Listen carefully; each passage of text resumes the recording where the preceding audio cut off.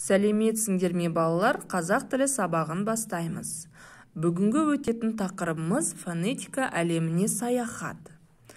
Сабағымыздың оқу мақсаттары тыңдаған материал бойынша негізгі тұсын түртіп алу және олардың негізінде мәтіннің мазмұнын айту. Сөз ішіндегі және сөз бен сөздің арасындағы буын, дыбыс, үндестігін сақтап айту. Олай болса балалар, сабағымызды бастаймыз. Тапсырмаларға назар аударайық. Бұлардан басқа тіл дыбыстары бар. Олар бір-бірімен бірігіп мағыналы сөз жасайды. Тіл дыбыстарын естиміз әрі айтамыз.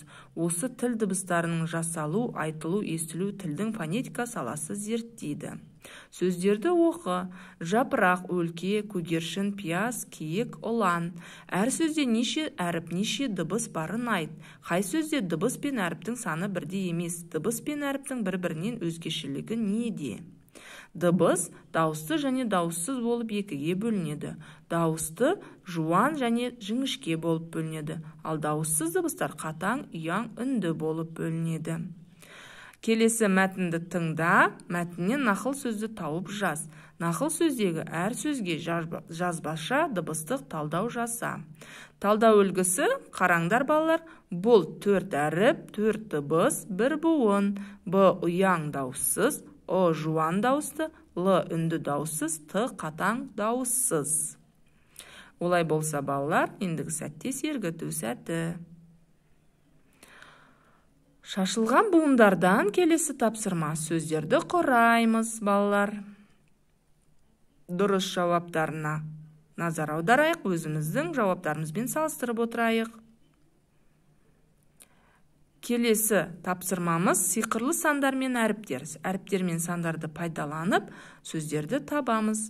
Балалар әр санға тиісті әріптерді қойып, сөздер құрап шығарамыз.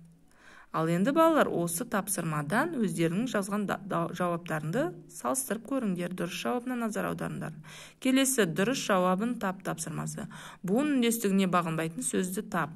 Ашық буыннан құралған сөзді көрсет. Олай болса дұрыс жауабы балалар, буын үндестігіне бағынбайтын сөз ол әсемпаз. Ашық буыннан құралған сөз ол болады. Ал келесі тапсырма қазақ тіліне тән дыбыстар саны қанша? Бітеу буыннан құралған сөзді тап. Балалар жақсылап ойланып жауап береміз. Дұрыс жауабы қазақ тіліне тән дыбыстар саны ол 9.